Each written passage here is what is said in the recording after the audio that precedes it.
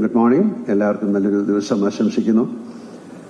വളരെ സന്തോഷമുള്ളൊരു കാര്യം,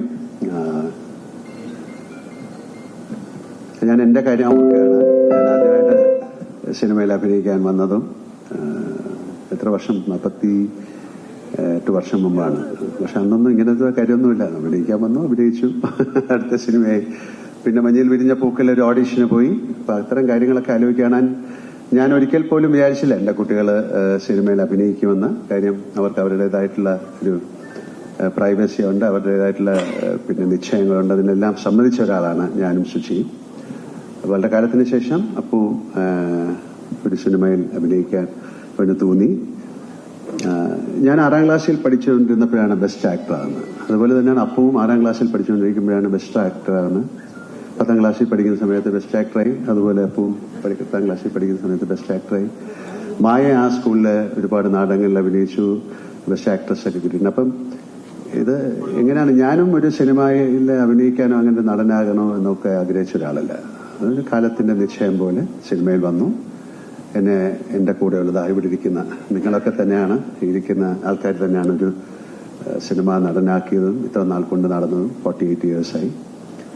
അതുപോലെ എന്തെങ്കിലും ഒരു ഡിസിഷൻ ഉണ്ടാകും, ഒരു പ്രീ ഡിസ്റ്റൈൻഡ് എന്നൊക്കെ പറയുന്നതിൽ ഞാൻ വിശ്വസിക്കുന്നു. ഇതൊരു ഞാൻ എന്റെ മകളുടെ പേര് പോലും വിസ്മയം എന്നാണ് കിട്ടിയിരിക്കുന്നത്. വിസ്മയ മോഹൻലാൽ എന്നാണ്. കാര്യം എന്റെ ജീവിതത്തിൽ സംഭവിക്കുന്നതെല്ലാം വളരെ വിസ്മയമായിട്ടാണ് ഞാൻ കണക്കാക്കുന്നത്, ആക്സിഡന്റായിട്ടാണ്.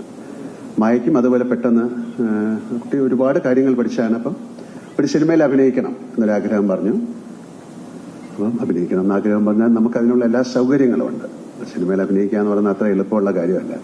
പക്ഷെ ഞങ്ങൾക്ക് അതിന്റെ ഒരു പാരഫെർനാലിയ ഉണ്ട്, ഞങ്ങൾക്ക് പ്രൊഡക്ഷൻ ഹൗസ് ഉണ്ട്, ഞങ്ങൾക്കത് വളരെ വർഷങ്ങളായിട്ട് നടത്തിക്കൊണ്ടുവരുന്ന ഒരു കമ്പനിയുണ്ട്, ആന്റണി പെരുമ്പാവൂരുണ്ട്. അതിനൊരു വലിയ സപ്പോർട്ടുണ്ട്. അപ്പൊ അങ്ങനെ നോക്കിയപ്പോൾ അങ്ങനെ ഒരു സബ്ജക്ട് കിട്ടി. അപ്പൊ അതിൽ ആ കുട്ടി അഭിനയിക്കാൻ പോകണം. അതിന്റെ പേര് തന്നെ തുടക്കം എന്നാണ്. ഇത് സിനിമയിൽ അഭിനയിക്കുക എന്ന് പറയുന്നത് അത്ര ഈസി ആയിട്ടുള്ളൊരു കാര്യമല്ല, എല്ലാവർക്കും അറിയാം. അതിന് ഭാഗ്യം എന്ന് പറയുന്നത് അതിന്റെ ഉപരി നമുക്ക് കൂടെ സഞ്ചരിക്കുന്ന ഒരുപാട് നല്ല ആൾക്കാരുണ്ടാകണം.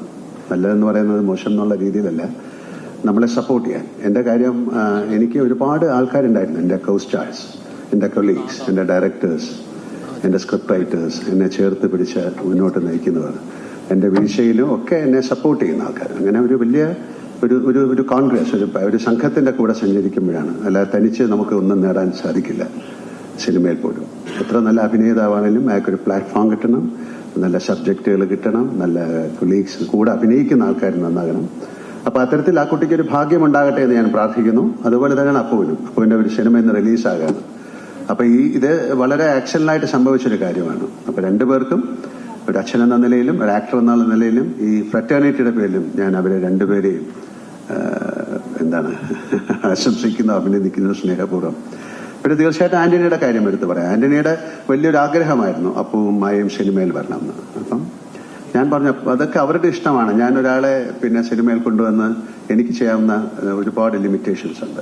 ദേ ഹാവ് ടു പ്രൂവ്, അല്ലെ? അവര് തന്നെ സ്വന്തമായിട്ട് അവരുടെ കഴിവ് തെളിയിച്ച് മുന്നോട്ടുള്ള ഒരു ഇന്ധനം, ഒരു കാറ്റലിസ്റ്റ് ആയിട്ട് എനിക്ക് പ്രവർത്തിക്കാം. അപ്പം അതുകൊണ്ടായിരിക്കാം ആദ്യം എന്നൊരു സിനിമ അപ്പുവിനെ വെച്ച് ആന്റണി എടുക്കാൻ തീരുമാനിച്ചത്. ഇതുപോലെ തന്നെയാണ് തുടക്കം.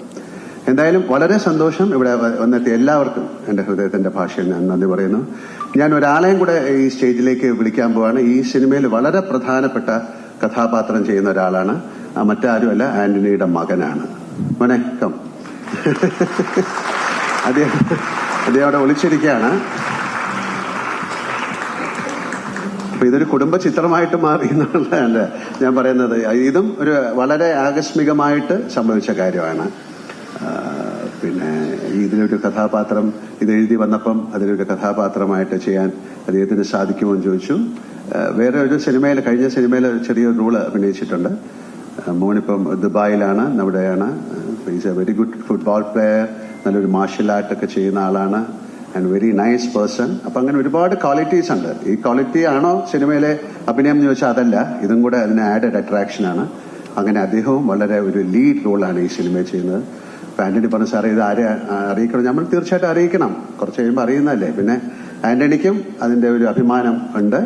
വളരെ രണ്ടുപേർക്കും, മോനും I wish you all the best from my heart, from my family, from the fraternity.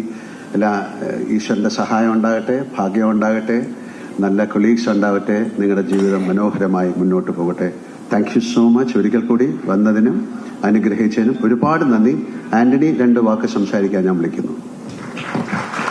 Yes, ആശീർവാദിന്റെ Antony Perumbavoor, ലാലേട്ടന്റെ സ്വന്തം ആന്റണി ചേട്ടനാണ്. ആന്റണി ചേട്ടാ, ഇന്ന് ഏറ്റവും ബുക്കി കൊടുത്ത ലാൽ സാറ് ആശിഷിന് വെൽക്കം ചെയ്യേണ്ട നല്ലൊരു കൈയടി നൽകിക്കൊണ്ട് ആശിഷിനെ ഞങ്ങളുടെ ലാലേട്ടൻ ഹഗ് ചെയ്ത് ബൊക്കെ നൽകിക്കൊണ്ട് ഞങ്ങൾ ഇവിടെ ഈ ഒരു ഫ്രറ്റേണിറ്റിയിലേക്ക്, ഇൻഡസ്ട്രിയിലേക്ക് സ്വാഗതം ചെയ്തു. ഇന്നൊരു മലയാളത്തിലെ ഏറ്റവും മികച്ച പ്രൊഡ്യൂസർ ലാൽ സാറിന്റെ എല്ലാമായി ഞങ്ങളുടെ ആന്റണി ചേട്ടൻ ഇന്ന് പ്രൗഡ് ഫാദർ ആയിട്ട് നിൽക്കുകയാണ്.